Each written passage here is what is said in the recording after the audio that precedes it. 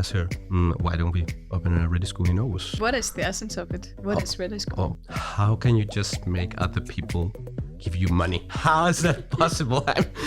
I come from Chile, and there nobody gives you just money for free. As a good leader, you just hold a space for people. I want to get all the jobs and the women. That was a joke. Welcome to another episode of the podcast. This is the platform where we talk about the school and the culture and the people behind it. My name is Helga, and I am the host for this episode. And today I am sitting with Leonel. Hello, Helga. Who are you, Leonel? Who am I? Oh my God, that's a very direct question. Who am I? Starting with the big. At the moment, I have an answer that is, I'm a human being here trying to find my way in Aarhus. Related with the KAOSPILOT, well, I'm a former student of KAOSPILOT from Team 26. And right now, I'm the leader of an organization called ReDI School in Aarhus. More of that later. More of that later. So you're from Team 26, and that means you graduated 1 year ago. What have you been up to in that year? Well, it felt very like very smooth path into like the real world. Yeah. Because Out I've been the KAOSPILOT bubble. Exactly. It is a bubble, but it's a bubble that it's still very close to reality. Yeah. It's a good playground, I would say, and that playground let me also lift what I'm doing right now. I should start from the beginning of where it started. When Corona hit, I don't know if you have heard about it. There was something called Corona. Yeah, I feel like I can recall a little bit. Yeah. It's the internet. Yeah. So we were already messed a bit up with our semester. So there were many things that we have been doing that were supposed to be in the last semesters of KAOSPILOT. I found my way of what I wanted to do because of that encounter of semesters that were supposed to be at the end. So they kind of shuffled them up. Yeah. So we were doing semester 5 on second year. Okay. So, and that was very good because I felt that I really needed a challenge, and it was perfect for me what we were doing at the moment, and my mindset at that point. So while we were doing that, we were doing a project in the Netherlands. Okay. In the middle of our lockdown. So we were not supposed to do that. We were the only ones that went over there. Hardcore rebels. Yes, and it was very good. It was super nice, and we made up a contract with the people over there because they over there in the Netherlands they had a even harder lockdown, and yeah, I can imagine. They were supposed to be inside your homes at 10 or something like that. So we were officially changing lights in churches. So if any police would come to us and ask, what are you doing out here at this time? We were like, oh, it's because we are changing lights. But what was the project about? I'm so confused. We will get there. There's so many things happening in this. There was Corona. Yes. And if the police asked, we said we were changing the lights in the churches. It was confusing times. Yeah. But there was a time where I was learning a lot on so many levels, and at the same time I was working because I have to say I'm a little bit older. I think I was the oldest, if maybe the second oldest in my team. Mm-hmm. So and I had 2 kids, so I needed to also do some work. So I was going back and forth from Denmark, especially in the weekends, taking the train. That was very exciting. Like taking trains and planes that were absolutely empty. It was very interesting to do that. And at some point I met the founder of ReDI School, she's a former KAOSPILOT. Her name is Anna.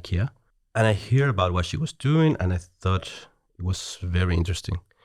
Kind of like it hit a chord in me, and it felt very, very excited about what she was doing, and it kind of it made so much sense when I hear it. I was like, duh, why is there not more things like that around? And the ReDI School. It's a ReDI School. What is? Okay, we will get to we that as try well. to make this a very complex thing one step at a time. Yeah, of course. I will buckle up. Okay. So I talked with her, it's a little bit over 2 years ago. And I asked her, why don't we open a ReDI School in Aarhus? I had all my intentions to stay here in Aarhus. And why don't we open one here? She was like, let us have a chat. We have a chat together. And then we talked with the CEO of ReDI School at that point. Her name was Ida. And we talked together before the vacations at 2021. And they were like, okay, we're going to answer you after the summer vacation. And I was like, oh my God. I really wait. Exactly. It was like the longest 3 weeks ever for me. I was, oh my God. And I had in my calendar, you need to contact them like this day. And that day I was like, please answer me. And they answered, and I was like, yes, let's do it. And then I just started. We were supposed as a team, I'm sure I am allowed to say this, but as a team, we were supposed to go to Berlin. My team went to Berlin. Yeah. And I asked for a special permission to stay in Aarhus because of my kids, and I really needed to work, and also because I really wanted to. I knew what I wanted to do, so I wanted to lift and use my time in doing ReDI School. So most of that part of the year, which it was at the last part of 2021, I used my time to try to understand what ReDI School was and how to do it, and try to also learn how to lift money, like lift funding. Yeah. I've never done that before. I thought it was like magic. And then when you get behind the curtains, you see that there's a lot of work behind it, and it's great. magical. Have you tried? Yeah, I've tried. Yeah, one time. But it was a little magical. I will admit that. The time I tried. But it's fine. I mean, at that point, I was like, how can you just make other people give you money? I was like, how is that possible? I come from Chile, and there nobody gives you just money for free. Yeah. And I was like, how do you do that? I used a lot of time on trying to find out how to do it. And in the last a year and a half, I've learned so much how to do it. I've lifted more than 10 millions in the last 10 years, a year and a half. Okay. Because I really dedicated my time. And that's the magic about KAOSPILOT, is because it is a space, but I always call it a playground, where you can just throw yourself out to do whatever you really want to do. And that space that the school hold for me because I really believe what I wanted to do, give me the time to explore what I needed in order to make it happen. And I made it happen. Today we are an organization where here in Aarhus, we are 5 in the office, and we are next semester having 110 students, more than 50 volunteers, working with, I don't know how many, 20 to 30 partners. Okay. And we are really making a huge impact, putting a lot of women into jobs. And maybe this is now the part where I tell you what ReDI School is, right? I think we're really missing that at this point.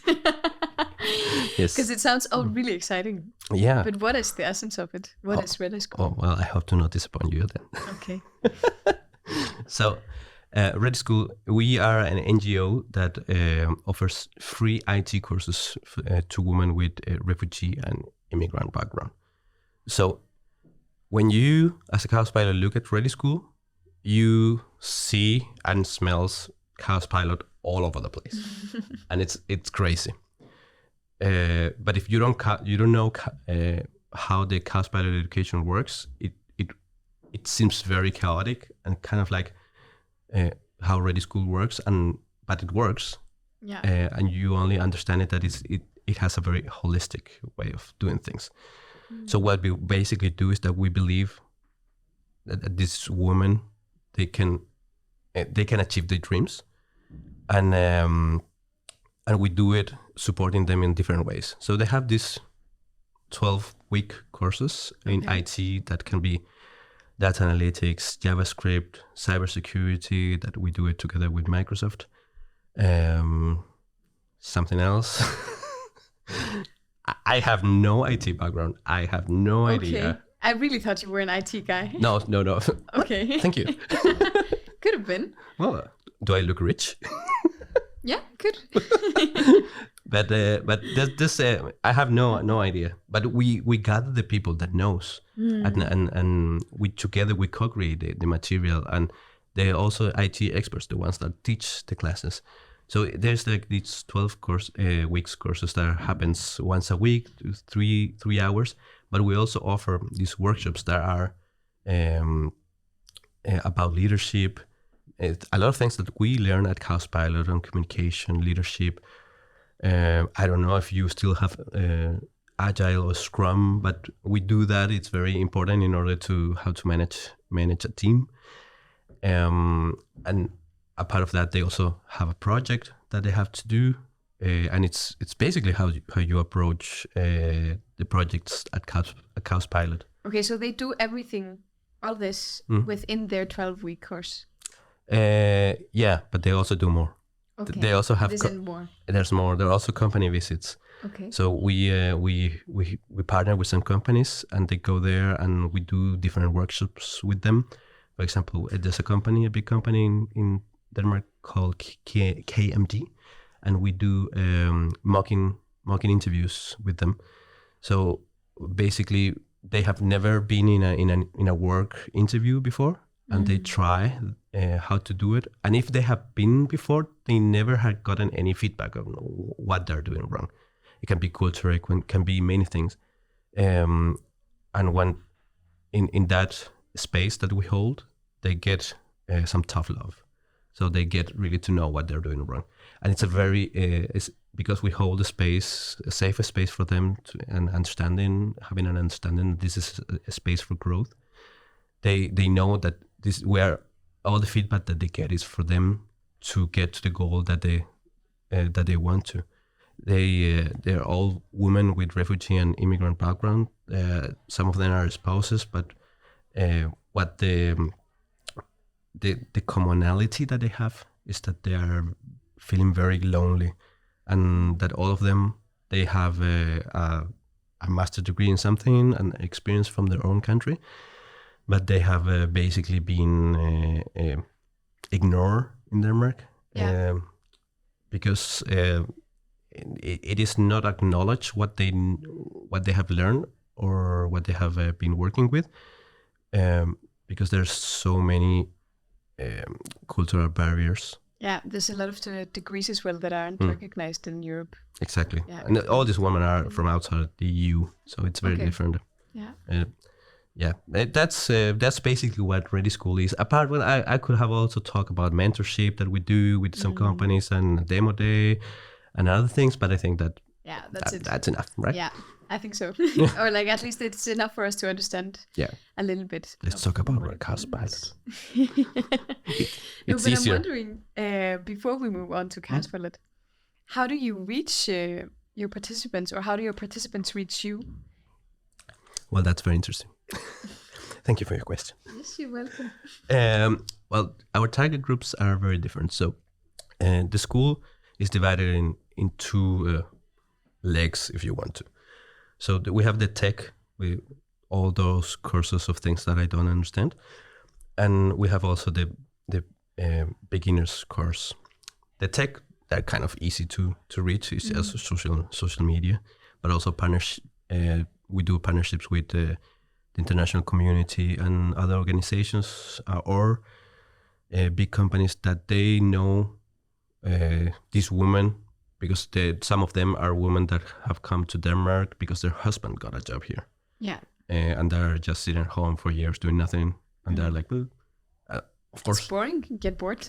Yeah, it is actually very a lonely thing. Yeah. Like, no, maybe at the beginning they were with their kids, but the kids got older and it's not that fun to hang out with mom anymore. So they really need. I was in that position also when I was getting my resident permit in Denmark. So I was doing that basically for a year, and it's awful. Yeah. It's very hard to do nothing. I can only imagine. I mean, everyone dreams and says, "Wow, I hope that I can do nothing." It's horrible.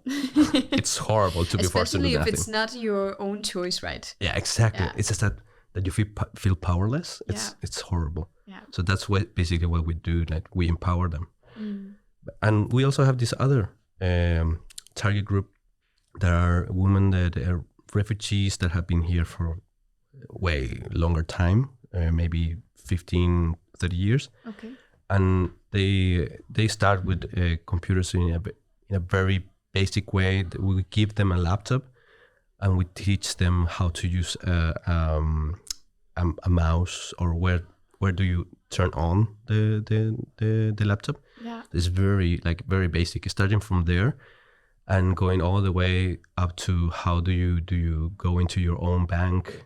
Like, we are in a very digital society, and these women, they're marginalized from this part of the society. Yeah, they have not been in contact with the digital world in those ways, maybe. Yeah, I mean, it's basically that I mean, they get help from some people from the municipality, but the people of the municipality, of course, they don't have the time to teach them. Yeah. You really need to to use 12 weeks to go step by step on how to do it, and we go up all the way up to the level where they get to understand how to apply to jobs by themselves.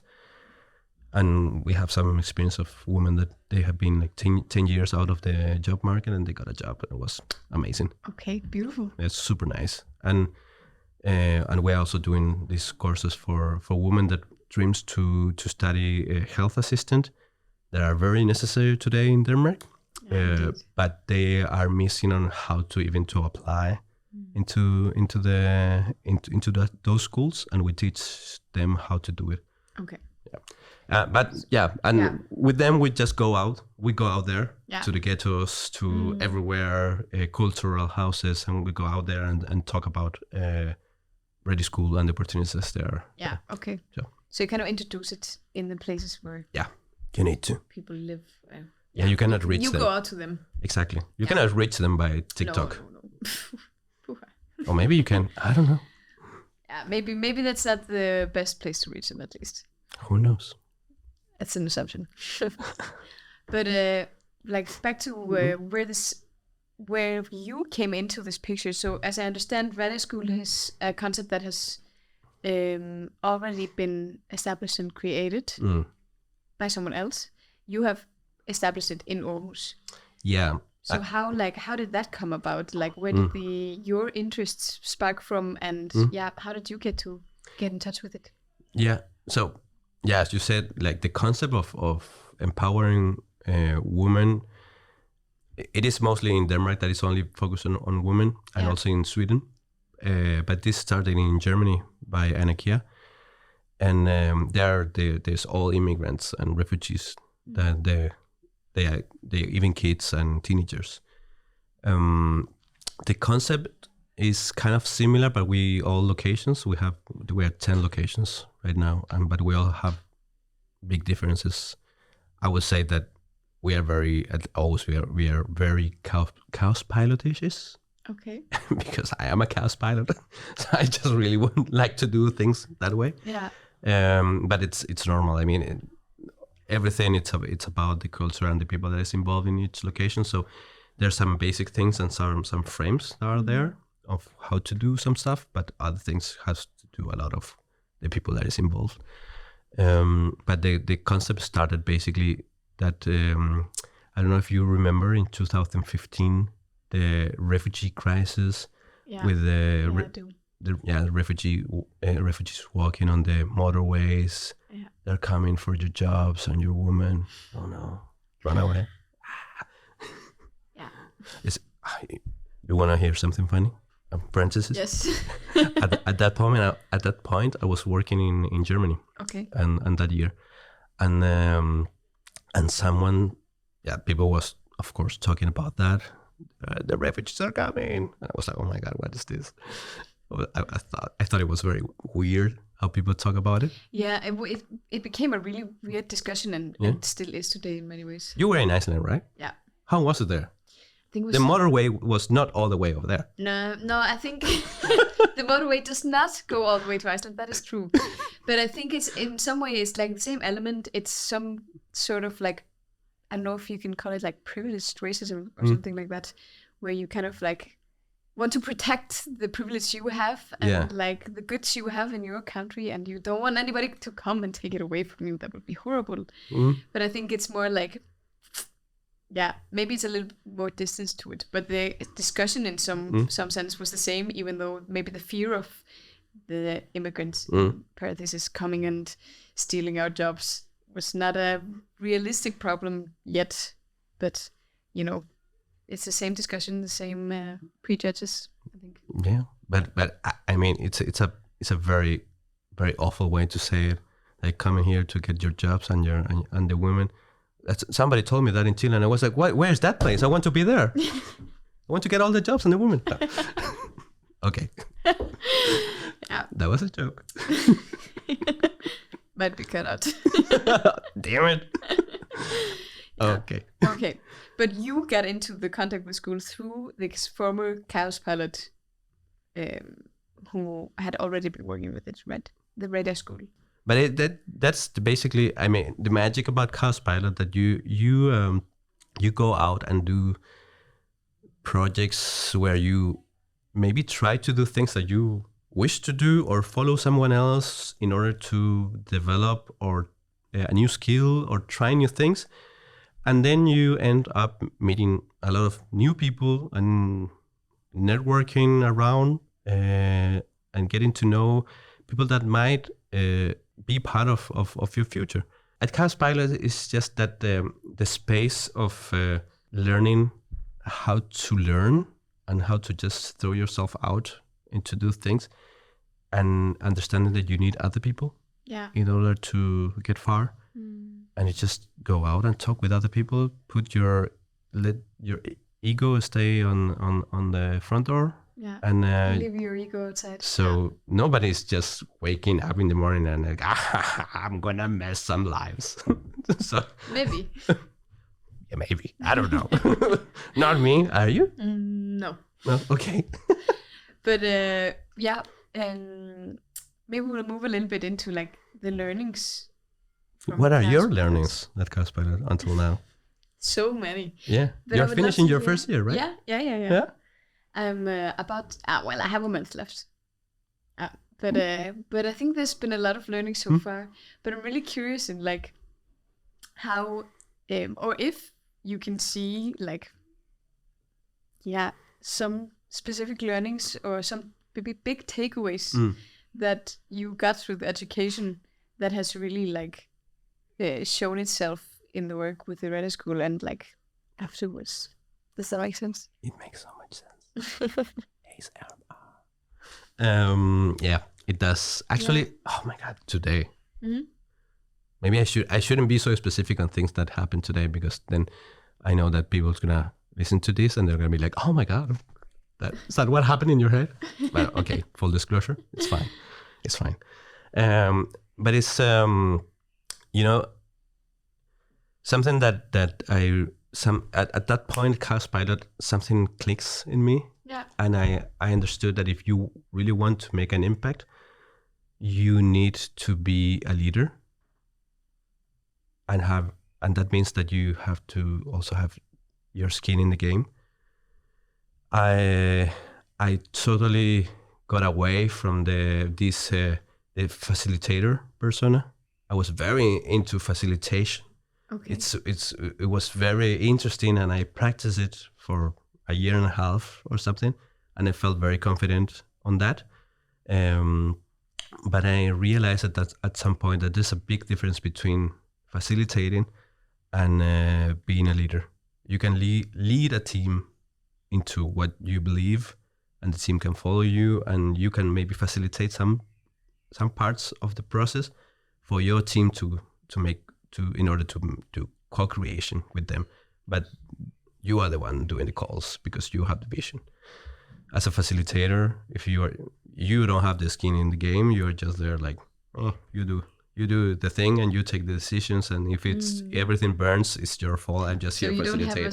You don't have as much at stake. Exactly. Yeah. Exactly. So that's one thing to be a leader, and the leader has to take some tough decisions and also act in certain way in order to maintain a healthy team.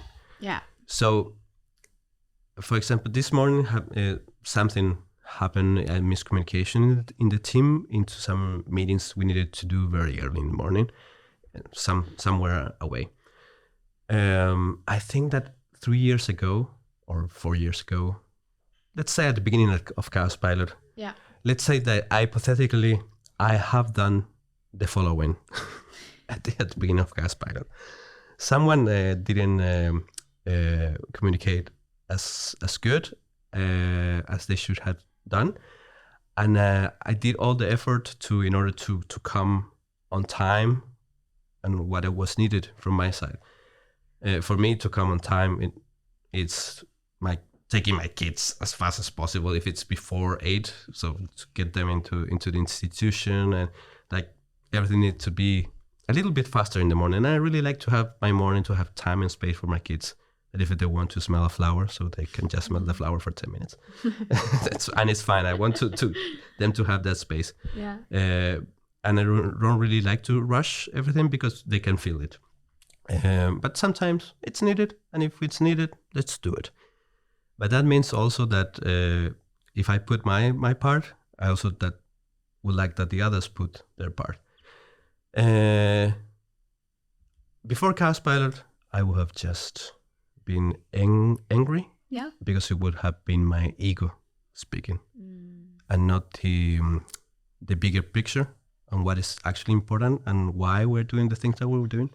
But now this morning for me, I reflected about that afterwards, that it was of course at the beginning I was like kind of like but it took me just like breathe deep and think about the big picture and see the opportunity out of what was happening at that moment, and what was the most important thing, and that the thing that we were doing, the event that we were doing, was happening, and it was happening in a good way, and it doesn't matter whatever I was feeling. The most important thing was that we were going to impact more people. So I think that change happened because of KAOSPILOT, and I don't know how. It's beautiful. So what is Can you feel the hand? I felt the hand. Can you please tell me how fast was this? It's really. The hand. I mean, I think that he cut some minutes from us. It's 5 minutes left. Oh man. Okay. Gotta speak really fast now. Okay. We can get it on into this episode. Okay. Oh, damn. No. But yes, I'm wondering, like, what is a good leader to you? What is a good leader to me? Yeah. Oh my God. Because I think a lot of people have their own perspective on what it means to be a good leader and how that looks like. Yeah, right. What does it mean to you? That's interesting. What a good leader is. So, for some months ago, we needed to hire our new CEO at ReDI School, Denmark, and me and Akia and other two in the organization in Denmark. We went through a process, and it was very an important part of that process. What is a good leader? And I got for me, it was kind of like, oh, of course, this is a good leader. I need to reflect about that anyway. But I think at this moment of time in 2023, I believe that a good leader is someone that empowers a team to become the best that the team can become, and hold a space for them. and holding a space has many names. It's holding the process for the team to keep a certain rhythm in order to achieve certain goals that a good leader would co-create together with them. The leader holds the vision, but co-creates the milestones in order to get there. And a good leader knows where the final goal is, but it doesn't really care how to get there, because otherwise you are just a manager. Yeah. That you're just managing to get from A to B. You just, as a good leader, you just hold a space for people, for growth. That's beautiful. Why KAOSPILOT? Why KAOSPILOT? Yeah, why KAOSPILOT for you? Oh, you're not gonna like this answer. Bring it out. Bring it out? Yeah. Well, KAOSPILOT means many things for many people. It right? does. It does. And that's beautiful. And I think that KAOSPILOT came to my life in a different way. Yeah. Because I heard while I was at KAOSPILOT that everyone knew what KAOSPILOT was. Or, well, at least for me. And beforehand. Beforehand. And they were like, oh yeah, I hear about KAOSPILOT from my granddad or whatever.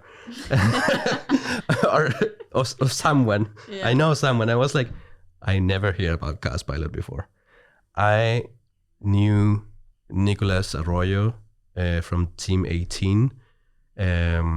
He made Bespoke. Today it's called Mayonnaise. I don't know what it's called. Yeah, it's just changed the name. Yes, that thing. And I knew him. He's also from Chile. Hello, Nick, if you're listening. And I thought it was very, very funny what he was doing. And I asked him, like, what is that weird thing that you're doing? Because I got very interested into studying in Denmark. Because when I moved here, I was working in a company as a key account manager. And I was doing good money for the company, but I found out that I was doing less money than others that were in the same position as me, and were doing less money for the company. And the excuse was that it's because I didn't have a degree from Denmark. And I was like, well, might be fair. I mean, I'm a lawyer, but from Chile, kind of like, doesn't matter here. But I have some capabilities, whatever. So I thought, well, if I actually want to make a life in this country, I should study something. And I definitely didn't want to study law because it is super boring. And do it again. Exactly. Yeah. Yeah, a part of that. I mean, studying is fine, but it was very, very boring to like actually do it every day. There's actually out there an article of me in the Aarhus University of like why I choose KAOSPILOT instead of whatever. So for anyone interested, they can go check that out. Yes, they can go there. But I choose KAOSPILOT because for me, it was the place that was easiest to enter, to apply, and to just get an education. Okay. I know. I've never heard anyone say that before. I know. And I want to tell you something that Tora, a former team leader at KAOSPILOT, once told me. Is that there's kind of a myth around that it's hard to apply to KAOSPILOT. And it started because at KAOSPILOT, when you apply, you need to do something. Instead of like in the rest of the universities that you don't need to do something, you just like apply with your marks from school, and because you need to do something, people interpret this as if it's hard. But if your heart is in the right way, when you apply, it's not hard. You are just starting the process of something magical that is going to happen in your life. So I didn't feel that it was hard for me at that point. I know I'm not diminishing that. No. I know, and I have friends that it took time for them to apply. But just to say, applying to KAOSPILOT, you just need to be in that middle ground of you apply here, while you're in a bus, then you don't care how you're applying. And over here you are applying, thinking and overthinking every single step of what you're saying and doing. So how to apply to KAOSPILOT is right in the middle. So between the overthinking and being really loose and chill about it. Yeah. Somewhere in the middle there's a balance. Exactly. And Helga, I have to tell you, I feel some hands moving around there, like very, very. I think the time is up. Oh my God. But it has been really, really, really nice. But I didn't have to talk about you. And I didn't save that for another episode. Oh my God. Yeah. Or we can have lunch together sometime. I like that idea. So that was it for today's episode. Thank you.